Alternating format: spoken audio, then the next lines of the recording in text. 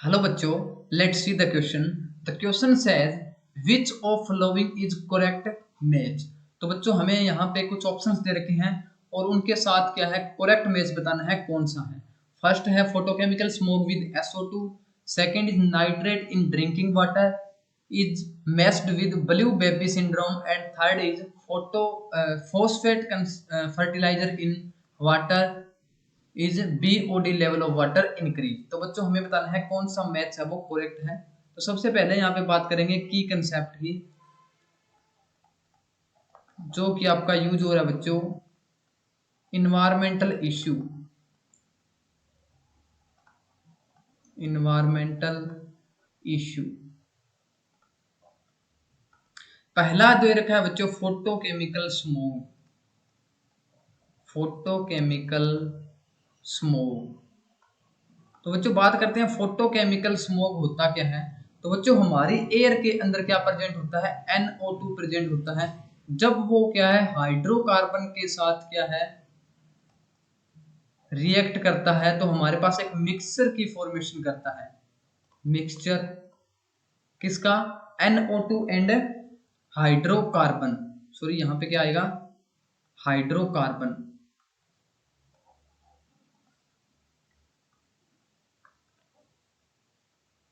Hydrocarbon.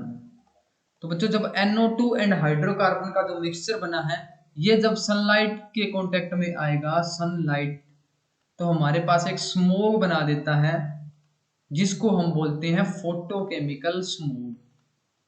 Photochemical smoke. तो हमारे पास हुआ क्या एक्चुअल में जो NO2 है वो हाइड्रोकार्बन के साथ रिएक्ट करके मिक्सचर बनाता है और वो सनलाइट के साथ रिएक्ट करके एक स्मोक बना देता है जिसको हम बोलते हैं फोटोकेमिकल स्मोक. हमें ऑप्शंस के अंदर दे रखा है SO2. तो ये बच्चों बिल्कुल इनकरेक्ट हो जाएगा क्योंकि हमें पता है NO2 हाइड्रोकार्बन के साथ रिएक्ट करके क्या बनाता है फोटोकेमिकल स्मोक बनाता है. तो पहला मैच है बच्चों वो क्या है हमारे पास है इनकरेक्ट हो जाएगा. अब सेकंड जो मैच है वो देखते हैं क्या दे रखा है.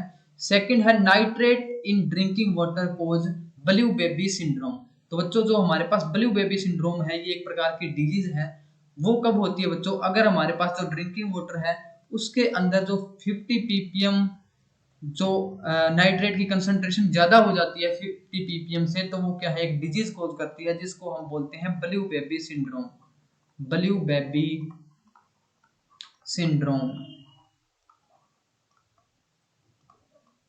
तो बच्चों इसमें डिजीज में होता क्या है जो हमारे पास छोटे बेबीज होते हैं उसके अंदर क्या है ऑक्सीजन की कमी हो जाती है.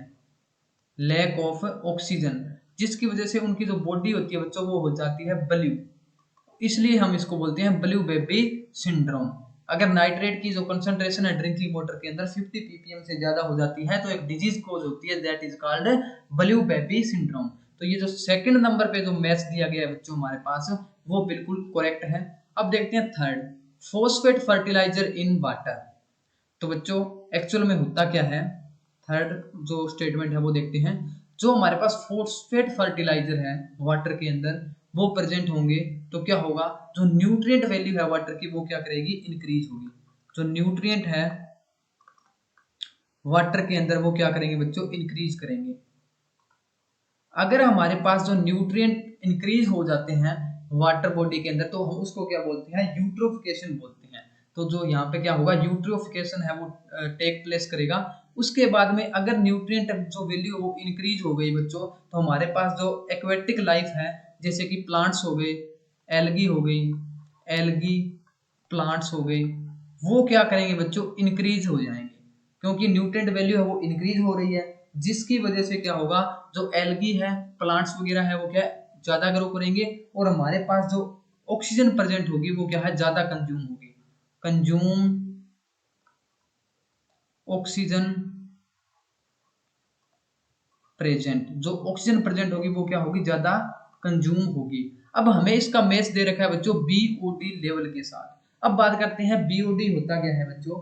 BOD होता है बेसिकली बायोलॉजिकल ऑक्सीजन डिमांड.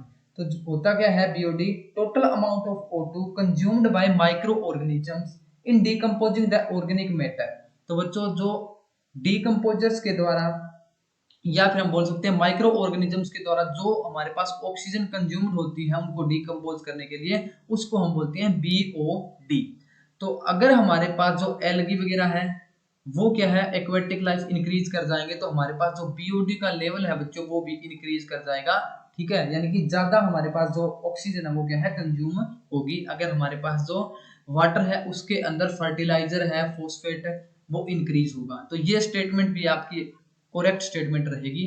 तो अपना जो आंसर आएगा बच्चों वो आएगा सेकंड एंड थर्ड जो करेक्टमेंट है वो करेक्ट मैच है। बाकी जो फर्स्ट स्टेटमेंट देखिए वो इनकरेक्ट है, क्योंकि NO2 वहां पे फोटोकेमिकल स्मोक की फॉर्मेशन में हेल्प करता है। I hope you understood it well. Thank you.